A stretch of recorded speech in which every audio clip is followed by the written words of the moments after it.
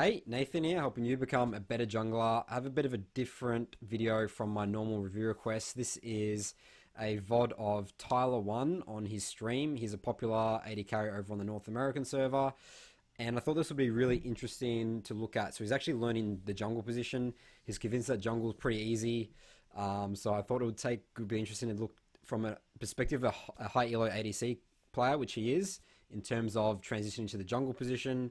No, he didn't request this at all. He actually stated, I think, on his stream that he's not interested in learning from any jungler at all. He wants to purely learn himself. He doesn't want any sort of coaching or anything like that. So this is purely just for, obviously, you guys, my subscribers on my channel, to see, what he does well and actually what he does poorly. So let's take a look first at sort of his OPGG, sort of to see how he's going so far. So he's actually 28 and 8, gold 4. He's playing around platinum elo right now. So definitely on a very big win streak. He's obviously, doing pretty well. And I wanted to take a look at, so the champions he's been playing is a lot of Lee Sin, Draven. He's been playing it in the jungle. You could definitely make that work in lower elos, but that's not a viable pick in higher elos. Definitely can shut Draven down easily if you're playing like at a Lee Sin, Rek'Sai. And he plays a bit of Olaf as well. So we are going to go over an Olaf game of his. This is the game we're going to take a look at. So let's start with Tyler1's runes here. So if we go into builds, alright, so he goes Conqueror, which is very standard, Triumph, Alacrity, Last Stand, and then a Magical Footwear Approach Velocity. This is pretty standard. He is into a pretty heavy CC comp here. But I do think taking the attack speed for Conqueror, the fact that he's versing a bunch of melee champs, is good, and then he can just build Merc Treads. Like that's really good into this comp. So I think that's fine to take that. And then he goes double adaptive, which is really good, and he takes armor. Okay, so you always view in terms of jungle matchup like what you're versing in terms of the mid two, especially the 2v2. He's versing 2 AP champs here. He definitely should have taken Magic Resist this game instead of the armor, because again, he's in the Echo jungle, and you want to just be absolutely taking over river control, making sure Echo's pretty weak. Like Olaf destroys him early, potentially get double rift scuttlers, just control river. That's what you want to be doing. Alright, so that is his runes. Otherwise, his rest of his runes are good. Let's jump into the VOD here. So, in terms of also looking at win conditions, so we do have, if he takes off the mastery, so Garen is taking Ignite here. I always love to potentially, he's playing for lane. If he can get Garen snowballing into that 1v1, like Garen should be able to comfortably snowball the game if he gets some early ganks on the Yorick. So I want to start blue side this game and work my way up in terms of ganking the Yorick. The rest of the lanes are pretty interesting. Like, yes, Dyna's going to be pretty vulnerable to double melee matchup mid. Can potentially gank Dyna mid as well, but bot lane, pre-6, I wouldn't touch it at all. Thresh and Aphilos, this is a very hard lane to gank. Aphilos is a very strong champion right now, and they do have Alistar center, but purely from Thresh, like Thresh hard counters Olaf without his ult. Obviously, Olaf does really well into him, once he has his ult. Alright, so let's jump into the game here. Talked about Tyler1's win condition. So he places a ward out of base on here, and I think he's going to switch out to Red Sweeper Trinket. So I definitely like this. The fact that he's into an Echo jungle means that he should have control of river, and just makes his ganking strength a lot, stronger in the early game. So I do like him switching out to Red Sweeper Trinket here, and given that he's warded this, makes me assume that he's going to start blue buff.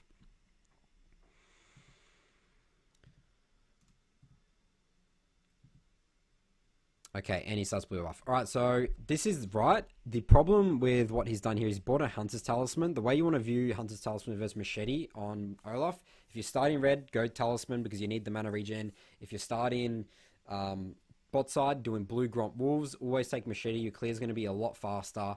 You already have the blue buff for the sustain, so you don't need Hunter's Talisman. It's actually going to slow down and hurt your clear a lot more. Obviously, you can't spam exactly axes as much. Obviously Talisman blue buff, you can literally spam axe all the time, but you don't really need it. You can just auto attack things down, and you still will have those axes, but it's just better to start Machete because you do more auto attack damage on, especially the single target camps like Gromp and blue and red. Alright, so does blue triple camp top side, bot side, sorry. So this is good. Does his Raptor camp. All right, so I definitely have seen this a lot with Tyler, and this is in terms of just map awareness. He doesn't use F keys like almost at all. Like right now, I'd be looking, especially when he's like walking from camp to camp. So for example, like so he's walking to red now. He should be looking right now at top, like what's going on top, what's going on mid, even what's going on bot. Like even though you're not looking to gank that, but definitely top lane. I want to know what the wave's doing. This will be how I create my jungle path. Like whether top's gankable at all. Should I just do Rift Scuttle, like do my red Krugs into Rift Scuttler and then look to gank mid and then go double Rift Scuttler. You're just so limited in terms of information if you're just tunneling on camps. So I think this is definitely a very ADC thing. ADCs are traditionally known for not having good map awareness, and we're literally seeing it here. Like Tyler1's like a challenger level in past seasons ADC player. So I mean, so he is looking mid a little bit now, but he's just not doing it absolutely enough. Okay, so he actually, I mean, that was good. He actually sees Diana low, but unfortunately Fizz dies, and this is it. Back off. There's nothing more he can do here. Go for Rift Scuttler. Alright, so looking at also Echo CS as well. This actually tells me that, and Echoes don't actually like to do Gromp on first clear. So, oh, he actually does go into invade. Alright, so let's look at the CS again. So, Echo has 18 CS, which means that if he did, I mean, obviously the same sort of path that Tyler1 did here, he should have 20 CS if he's done Gromp, but he just hasn't done it because, again, Echo doesn't do single target damage camps as well as like AoE down camps with his abilities. So this means that this is an invade. So this is actually really good. I love it that Tyler1 here called that Echo's on bot crab. That's really good. Just giving information to his team, but his bot's under tower anyway. So this is great. I'll be taking Gromp.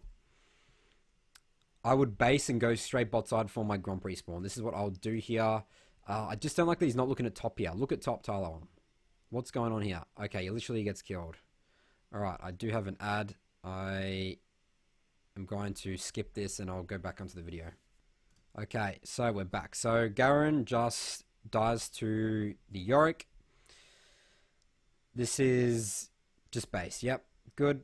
Gromp's about to spawn soon. Let's just go here and go down. Alright, so he does stick around. And the thing with this is there's no point sticking around. Like, we don't know what Yorick's doing. Okay, Yorick actually does show here. This is actually pretty lucky, I would say. But Garen doesn't have TP. So like maybe this is actually okay. Like he sort of really wants to push in the wave, so you could predict this. But the fact that Dragon spawned in about a minute or so, my ideal path would have been like the max efficiency path. Go bot side straight after Gromp, clear Gromp, your Wolves, Raptors, Krugs, base reset for Dragon. That's like the most efficient path here. I think this is a little bit risky in terms of ganking the Yorick here. I mean, again, you don't really know what he's going to do, but he is up here. And Olaf should like 1v1 this. Like there's no way you can 1v1 Olaf early game. All right, cool. So good early kill. And he's literally going to potentially steal all these minions. Okay, this is actually, I mean, this is okay. If he wants to go full carry mode, which I guess Garen sort of just died. I would actually be viewing Garen right now as sort of potentially just not worry about him anymore. Like he's just died 1v1 and he has Ignite. Yeah, so alright, so at this stage I would say not ideal. Like yes, I think this is good, him doing Krugs. This is efficient. I mean, this is fine. It just means that he's going to lose his bot side jungle potentially to the Echo in terms of Gromp and stuff. Alright, so he bases, goes back bot side. I'd rather him have 2 control wards out of base here. It's so important for objectives like Dragon. Control wards win games. No reason not to get 2 control wards, especially when you're looking to control River. Like he has Sweeper Trinket to reposition his, like use his control wards on Dragon, and then maybe look to control like top side after that or something like that. Alright, so he's actually going for Dragon here. I think this is pretty reckless, but Olaf can do this. I mean, we don't know where Echo is. Echo potentially, the fact that Echo isn't bot side probably means that he actually is potentially top side now. He based and went top side to do his camps. Okay, he actually gets seen on this and gets Dragon. Okay, so I think that works. I mean, in terms of like priority, he didn't have priority bot at all, and mid lane he didn't technically have priority, so that was a little bit risky, but he did check it with vision, so it's not like the enemy team knew he was doing it. Okay, so as we can see, Echo stole his bot side jungle before from, that top gank, which was good by the Echo, and now Tyler1's going to go and take this Rift Scuttler. Okay, so the game's in not too much of a good state, to be honest. In terms of like what I said in the early game, win condition, like top's not doing too well. Fizz has died twice. Bot lane, not gank. I mean, it's gankable now. So what I would actually be looking to do would be Rift Scuttler, maybe look through mid for a gank. We'll see. Like Fizz should be 6 soon. Maybe it's still always opportunity to gank mid. Do Raptors, Krugs, base, go bot side and ult bot, and look for a potential, gank on Thresh now that you're level 6 with ult.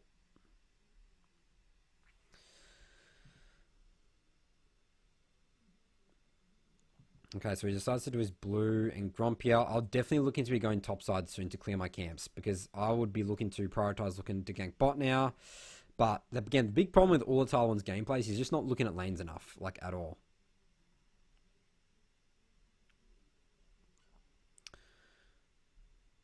Okay, this is some poor axe throwing. Just be patient. Like, this axe here, like, this is a max range axe. Diana is not slowed or anything like that. It's just going to be so much harder to hit this. Walk up, wait for Alistair to get the CC off, then it's a guaranteed axe slow. Like, the axe does a lot of damage. You can't be missing them. See, now you could axe. And Dino literally would have died if he hit the axes there. Alright, so unfortunately Alistair dies there. Let's just do Raptor Camp, Krugs, red buff, base, go bot side. But I want to know what's going on top still. Maybe top is still, like, Garen's low health. They could be heavy trading right now.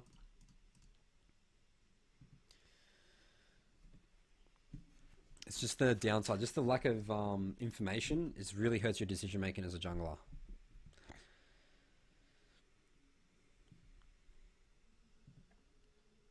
Okay, so he does red buff into Rift Herald. Okay, so this is again potentially incredibly risky. Fizz is in base. Garen's probably going to look to base, like unless Garen comes down here and helps him, but they have mid priority right now.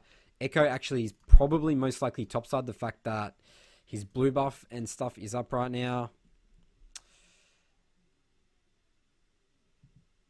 I mean, he's playing it pretty safe. He doesn't have flash. I mean, I think this is a coin toss. Dinah is mid, so they don't know they're doing. Actually, Echo shows up here.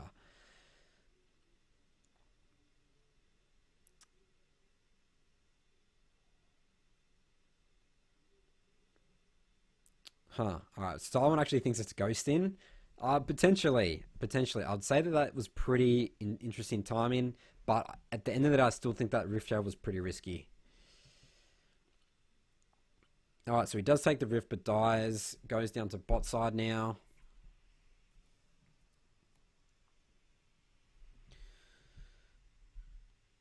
Look at the map, Tyler1. Let's. I want to see what's going on bot. We can't know. So this is the problem. Like, you can't know if you can look to like. I need to make a decision here in terms of a jungler, whether I'm looking to gank bot or I'm going to just keep power farming. Like, you need to make quick decisions here. Like, if you look at the lane after you do the Gromp, it's just so inefficient. It's like now he's looking at the map versus looking at the map when he was doing the camp. Like, we literally don't know the state of bot lane at all. I don't even know the health of Thresh or the Aphelios. But I like the fact that he's backing off here. Like, I still potentially wouldn't gank this. He doesn't have ult anymore. Like, the fact that definitely can't gank Thresh without your ult. So I like that he's backed off here. Definitely can't contest this at all.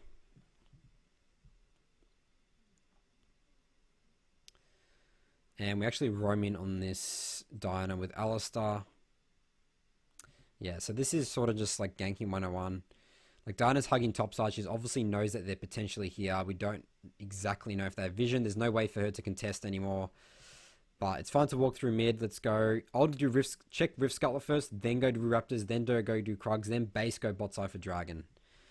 Always think of it as vision first, and then you go do your camps. So get Rift Scuttler first, help your team, get some vision on top side, then Raptors, Krugs, then you want to go bot for Dragon. But they are like pretty far behind here. So, alright, so Echo is bot.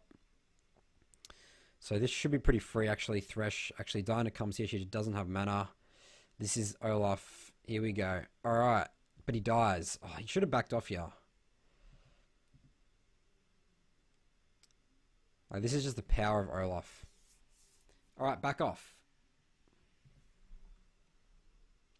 He walks back into Thresh. Like, Thresh has his E. Like, Thresh actually does damage. Unless you're auto attack melee him, like, you're not getting lifesteal. Should have just backed off. Fizz can easily kill him. Actually, Fizz fails Flash. Okay.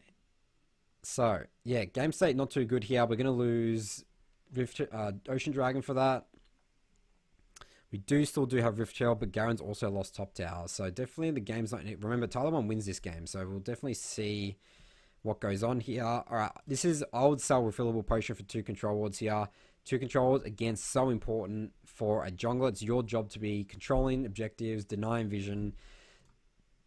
Refillable potion's like an early game item. You don't need that at the stages like of this game. When river control, getting towers, getting objectives is much more important.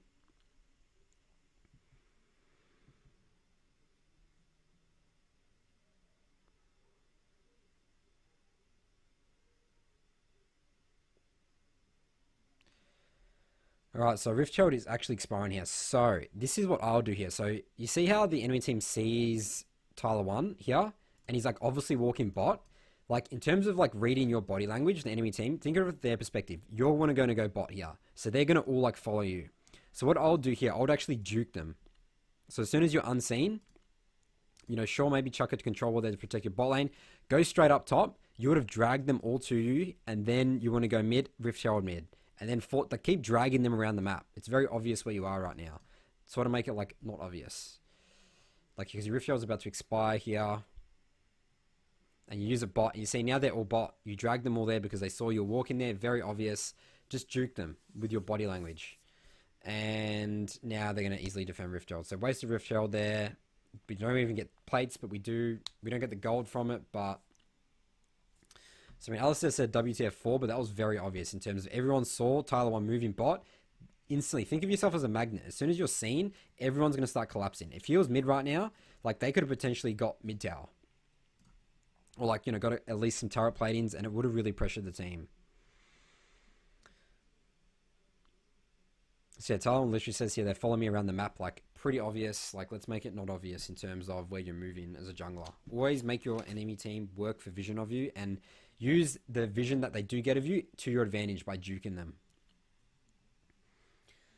Alright, so we are at 13 minutes now. I wouldn't be looking to gank mid at all.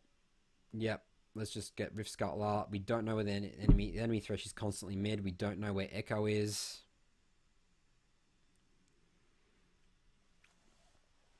Alright, Garen's actually pinging this red buff, so I think maybe the Yorick is on this. Nice. Alright, cool.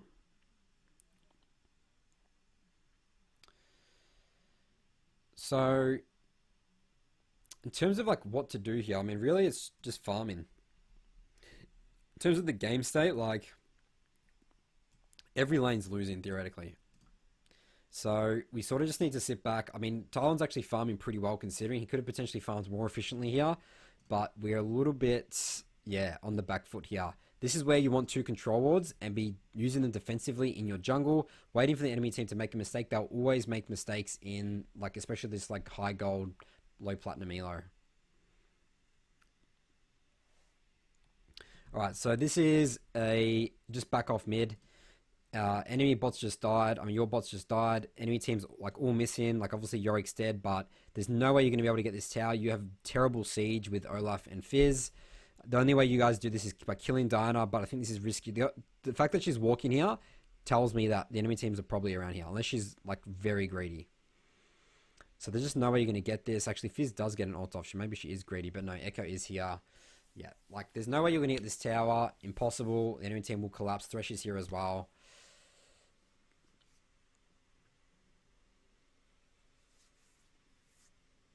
Always think, like, when you start pressuring an objective, just think, where is the enemy team on the map? Can they easily defend this? And, like, I mean, do I have champions that can literally siege? And, again, you have 2 melee champs, and, like, can I get the tower? And the fact is, it's literally, like, 80% health, so just not possible. Alright, so it looks like Tyler1's building... I'll be building boots first, I think. Definitely build boots first. Again, build your merc treads. You really need tenacity, because you're into a pretty heavy CC comp, and you didn't take that in your precision runes.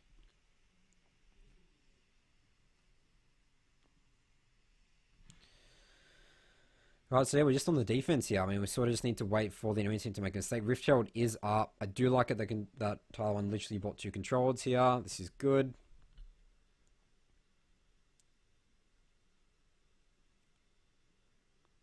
Foul combo by Alistair there. Alright, let's just go clear our camps here. Bot side here, Dragon is spawning, might need to concede it. Having mid tower gone is just so hard to get river control and objectives. So again, we're just on the back foot here, just waiting for the enemy team to make a mistake. We actually see Echo get top side here. So yeah, just give up top side, go control bot here. And they're actually looking to siege mid. Okay. So this is a 4 versus 5. We literally just need to, no, this is 4v4. Yorick is now shows on top. We don't want to be going on an Echo like this. Echo has stopwatch. He has his ult. This is the worst possible fight you can be taking. Just if they're going to try and siege, like their siege isn't actually too good. They have a Diana. They have 3 melee champs. They only have a Philos as the range champ. Just sit back here. Wait for the enemy team to just give up on the siege, and then you go and clear your camps. Like the way that you fight here, like you're on top of an Echo as a melee champ.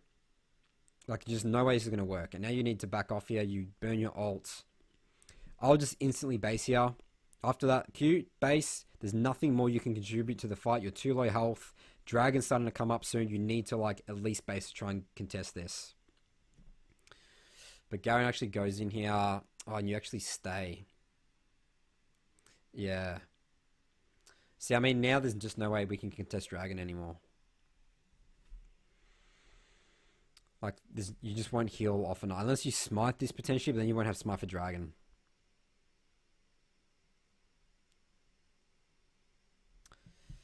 Alright, so Dragon's gone now. There's no way we can contest this. I mean, potentially couldn't have contested it either, but the fact that, you know, Thresh is in here now, knows that you're low HP, there's just no chance of this. I mean, actually, maybe you could have still... I actually do think you could have potentially contested that. The fact that Echo didn't have ult or stopwatch anymore, I think that you guys actually potentially could have been an opportunity to go back into the game. But I guess you didn't have ult, so hard to say. Alright, blue buff. Taken. Let's get Merc Treads. No, he's getting Spirit Visage. Actually, it's better to get Spirit Visage, finish that off, and then we can look to get Merc Treads.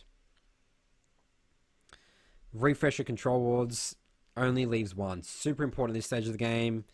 Again, past like 12 minutes. 2 control wards on every base. Super important.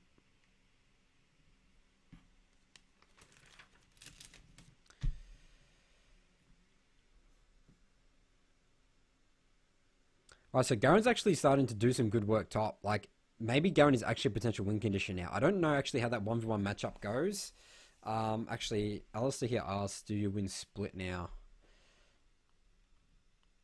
He does say not yet, but I mean, in terms of the rest of the map right now, like, literally, I think Garen's literally your only win condition. So, looking to play around and path around Garen, use your controllers to protect your Garen so you can safely split push.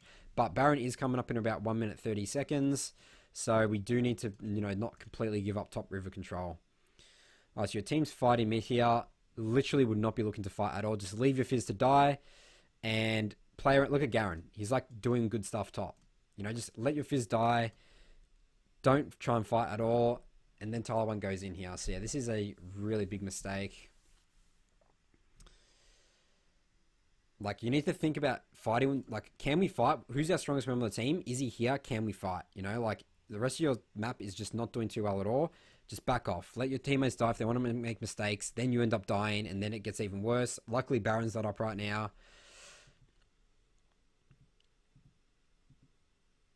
Alright, but Garen's actually still going on a rampage. He's killing Thresh and stuff.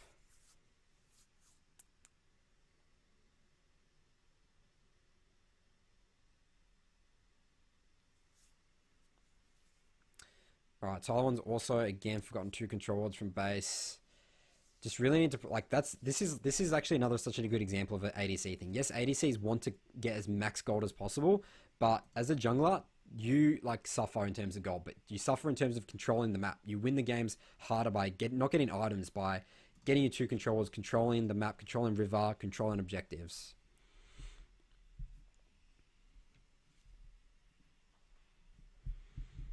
Alright, so looks like we're going to pick off Yorick. No, he does burn his ult. Okay, so definitely waste of an ultimate there. But Yorick, I mean, Olaf ult is on a pretty short cooldown, so shouldn't be the end of the world. So we base to... Still haven't bought Merc Treads. I think this is definitely a big mistake. Still doesn't have 2 control wards from base. Baron is now a really important objective. Not having those 2 controls can literally be a difference between losing and getting Baron. Right, so I think walking in here is actually very risky by Tyler1. Like, we don't know what the enemy team is, but we are clearing vision. Like, the fact that they have a Thresh, like, face check-in, especially didn't have ult, very risky stuff. So we actually get the scrying plant. We see them all topside now. But we do need to... So this is just the fact that, you know, we lost mid in here after that fight that, again, Tyler1 shouldn't have taken. It's just becoming so hard to control Baron, top, bot, river. Like, we're just on full defense mode. There's nothing really we can do here but clear mid wave. Make sure that the super creeps aren't getting too far into our base, because then they can literally do a free Baron. Alright, and I actually really like that Tyler1 didn't go bot here. Because if he, as soon as he shows bot, we have the threat of the enemy team just doing Baron, because Tyler1 is the smite. Alright, Fizz misses his ult. We shouldn't be looking for a fight at all. I mean, this is more on Fizz, but no reason to fight at all. Let Garen do his stuff bot. Here's the win condition. We're just not strong enough to fight them at all here. Especially since Fizz, like, yeah, missed the ult. Let's just back off. Okay, Garen literally kills us. So Garen's actually huge win condition here. He's starting to get out of control. He can literally win the 1v1 now. This is your win condition. So it actually is a 5 versus 4 fight. Look at the map. What's going on, Tyler1? Alright, let's go. This is, like, let's contest this dragon. Like, I know he's trying to get mid priority here, but we need to, like, be looking at the map. Contest dragon. This is a perfect opportunity to get back into the game. It could be the only opportunity to get back into the game. You know, this is, Yorick's dead. This is 5 versus 4. Okay, really good ult flush onto Diana there. Kill her. Alright, we're getting slowly back in this game. Making more sense to me how we win this game now. So this is our second drag of the game. Really good team fight win. That was simple numbers advantage in terms of Yorick was dead. Made sense to take that fight. Alright, so Baron is now a pretty big objective. Need to keep pushing out mid. The inhibitor will be respawning soon. Tyler1 has 2 controls from base. Great work.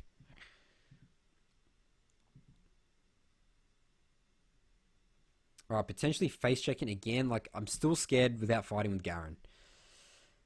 Just keep pushing mid. Make them react to the wave. And there's no need to rush Baron. They're not going to start Baron.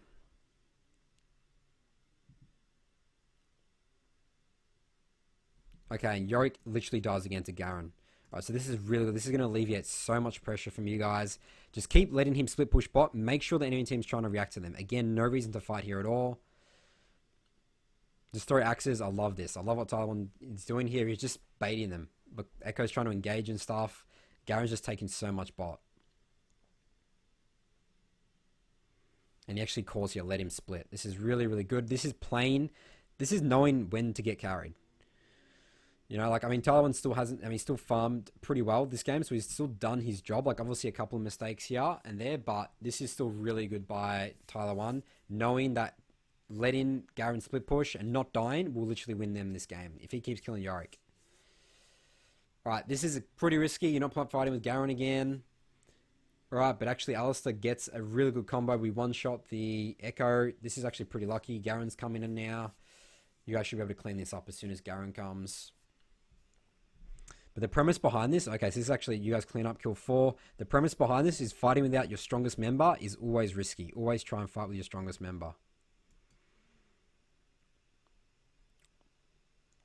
Alright, we take Baron. This is great. Alright, so let's keep letting the Garen split push top.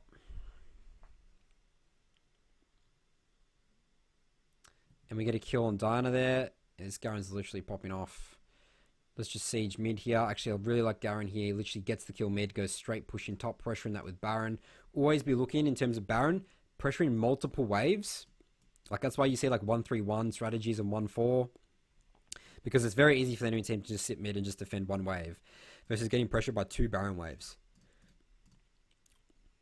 And they use this opportunity to go take third dragon. Yorick's alone here. He TPs, I think. Trying to go for a flank. We kill him, take dragon, and I think we can really keep pressuring with Baron. We still have a bit of time on this.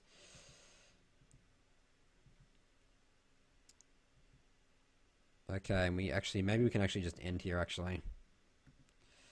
Alright, so what goes on here? So we get mid, let's get bot in here, double in here, reset after this, the enemy team's all up, then let's go top. Actually, Garen dies here. Alright, I think you guys need to back out straight away. Just back out. As soon as Garen's dead, there's no more reason to fight here. The enemy team has reset on bases, and you guys actually die here. So still not too bad. I mean, we did get one inhibitor, but I would have wanted to stay alive there as Olaf. Take all the jungle camps, take your jungle camps. You know, being off the map for 40 seconds really does help you, hurt your experience in gold.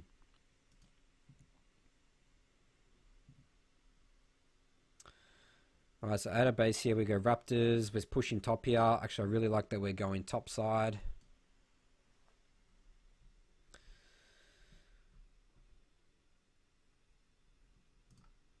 Like, this is definitely the next objective here. And then we catch them 3, and then that's GG. Okay, so there we go. That's the game. Pretty well played. I mean, I was actually pretty impressed in terms of the level that Tyler1's at in terms of transitioning from an ADC to jungler. It'll be really interesting to see the rest of his climb. But I mean, the Garen. I mean, you can't say the Garen played very well this game as well.